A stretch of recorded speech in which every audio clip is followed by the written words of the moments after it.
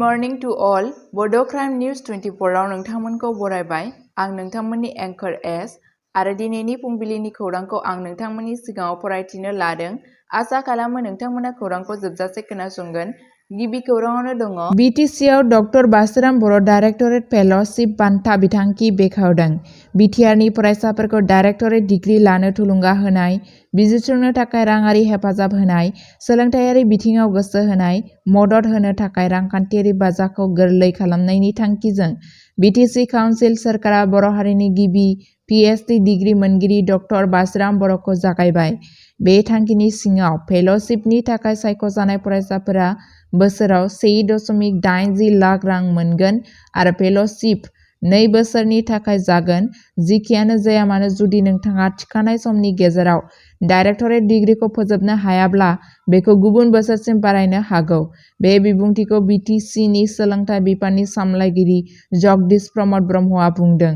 समबाराव क'क्राझारनि दि बड'लेण्ड गेस्ट हाउसआव मोनसे खौरांगिरि मेलाव BTC नि सोलोंथाइ बिफाननि डाइरेक्टरेट जगदीश प्रसाद ब्रह्मआ बुङो दि BTC नि सोलोंथाइ बिफाननि गियान सोरां बिखान्थिनि सिङाव डक्टर बासुराम बर' डाइरेक्टरेट फेल'शिप बान्था बिथांखिखौ बेखेवनाय जादों। डाइरेक्टरेट फेल'शिप बान्था बिथांखिनि थाखाय बिनायसाफोरनि थाखाय नायबिजिरनाया खान्थियाव दैदेननायनिफ्राय जागायजेनबाय।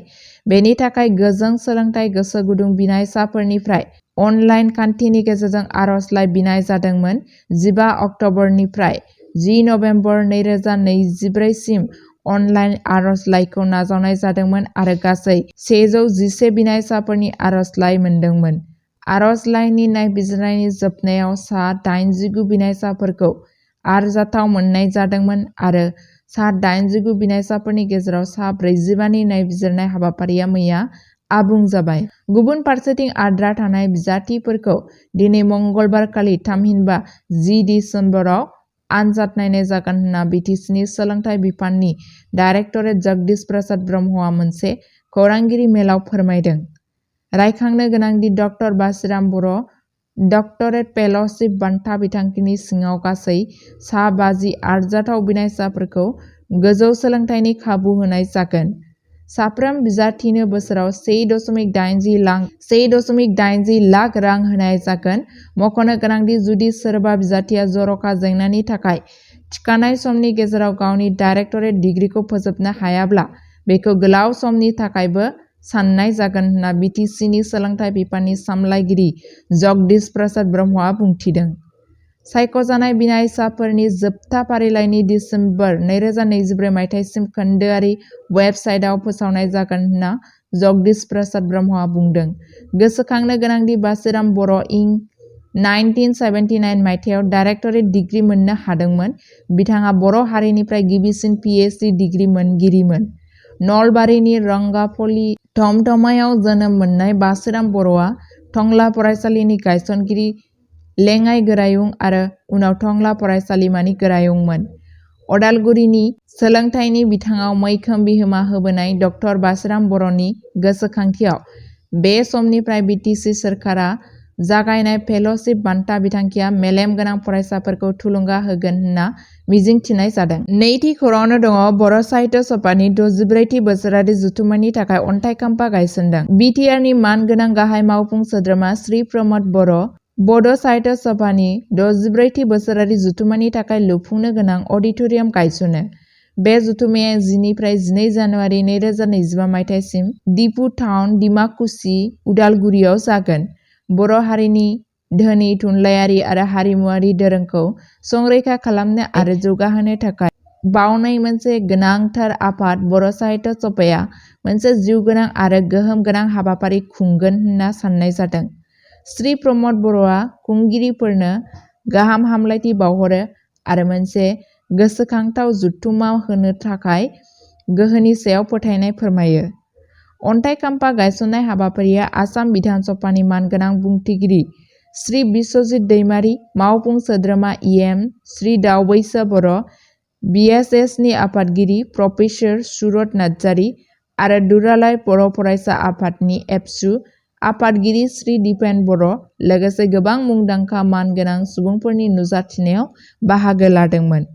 बर' हारिनि सिनायथि आरो दोरोंफोरखौ फोथांना लाखिनो नाजानायखौ आरोबाव गोख्रोंसिन खालामनायजों जथुम्मानि समाव बर' थुनलाइ आरो हारिमुनि सायाव सावरायनो थाखाय अडिट'रियामा मोनसे गोनां जायगा महरै खामानि मावगोन होनना साननाय जादों। थामथि खौराङावनो दङ अन्ध्र प्रदेशनि नन्दियाल जिल्लायाव गोसोथोलायनायनि प्रप'ज खालामनायखौ गनायैनि थाखाय अर सावनानै सासे लाइमोन सिख्लानि जिउ खहा। खौरां बिजोंनिफ्राय मिथिनो मोननाय बादियैब्ला अन्ध्र प्रदेशनि नन्दियाल जिल्लानि नन्दिकटकुर मण्डलनि बायरेड्डी नोगोराव सासे 17 बोसोर बैसोनि हिनजावसाखौ सासे सेंग्राया गावनि मोजां मोननायखौ नेवसिनायनि थाखाय सावना होदों। खौरांनि बादियैब्ला बोलि जानांनाय सुबुङा गेजेरारि सेथि बोसोराव फरायगासिनो दंमोन। खौरां मोननाय बादियैब्ला वेलरुटी मण्डलनि सासे सेंग्रा राघवेन्द्रआ हिनजावसाखौ गावनि मोजां मोननायखौ नाजावनो थाखाय नारसिनगासिनो दंमोन।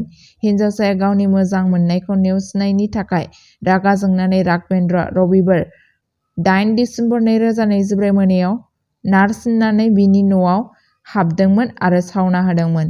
बिथांजोआ जायगायावनो जिउ गोमायो। राघवेन्द्रआबो गावनि जिउखौ फोजोबनो थाखाय गावखौनो सावना लादोंमोन। जायगानि सुबुंफोरा बिथांखौ देहा फाहामसालियाव लांदों आरो बिथांनि अबस्थाया दायो खैफोद गोनां होनना बुंनाय जादों। नखर मन्थ्रि भि अनिताया हिनजावसानि थैनायाव दुखु फोरमायो आरो पुलिसखौ दायनिगिरिनि बेरेखायै गोख्रों राहा लानो खावलायो। ब्रैथि खौराङावनो दङ दिल्लीयाव भारा न'नि ब्रैथि थालानिफ्राय सानै फरायसाफोरा गोग्लैना जिउ खहा। सासे मावख'गिरिया बुंदोंमोन दि समबारखालि दिल्लीनि रोहिणीआव गावसोरनि पिजि थाग्रा न'नि ब्रैथि थालानिफ्राय गोग्लैना सानै फरायसाफोरनि जिउ खहा जायो। पुलिसआ सिगाङाव बुंदोंमोन दि फरायसाफोरा ब्रैथि थालानिफ्राय बाज्रुमदोंमोन। मावख'गिरिया बुंदोंमोन दि थैनाय सुबुंफोरनि सिनायथिखौ भारतपुर राजस्थाननि थागिरि ईशान आरो दिल्लीनि पलम कल'निनि थागिरि हर्ष होनना मिथिनाय जादों।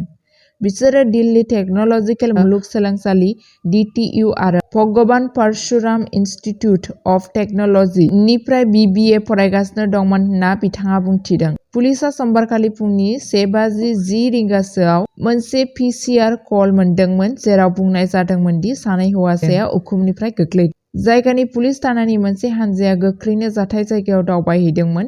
जायगानि नायबिजिरनायनि उनाव बेखौ मिथिनो मोनो दि पेयिं गेस्ट (PG) थाग्रा खुलिनि ब्रैथि थालानि मोनसे खथायाव थानाय सानै सुबुङा खथानि खिरखिजों गाहायनि थालायाव गोग्लैदोंमोन। रिपर्टनि बादियैब्ला दायो पुलिसआ गोग्लैनायनि जाहोननि सायाव नायबिजिरनाया सोलिगासिनो दं।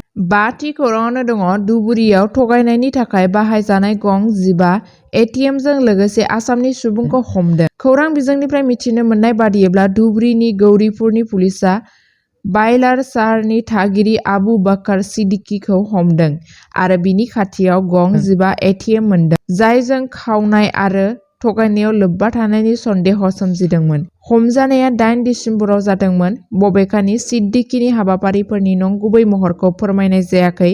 बिबानगिरिफोरा मोनसे गिदिर थगायसुला नेटवर्क थानायनि सन्देह खालामदों। गौरीपुर पुलिस थानानि सासे पुलिस मावख'गिरिया जिपलसजों रायज्लायनायाव, जों सिद्दिकीखौ खादोंमोन मानोना जों बिथांनि खाथियाव गोबां ATM मोनदोंमोन, जायखौ जों सन्देह खालामनाय जादोंमोन दि बियो सुबुंफोरखौ थगायनो आरो रां लुथिनानै थगायनो थाखाय बाहायो। दायो बिथांखौ जोबथेसालियाव दैथायहरनाय जाबाय। बड' क्राइम निउज 24 खौ नायनायनि थाखाय साबायखर। सानफ्रोमबो बड'लेण्ड आरो बिनि बायजोनि खौरां आरो आपडेटनि थाखाय बड' क्राइम निउज 24 चेनेलखौ अन्नानै नोंथांमोना साबस्क्राइब खालामनानै ला आरो लोगोफोरनोबो शेयार खालामनानै हो। गोजोन्थों।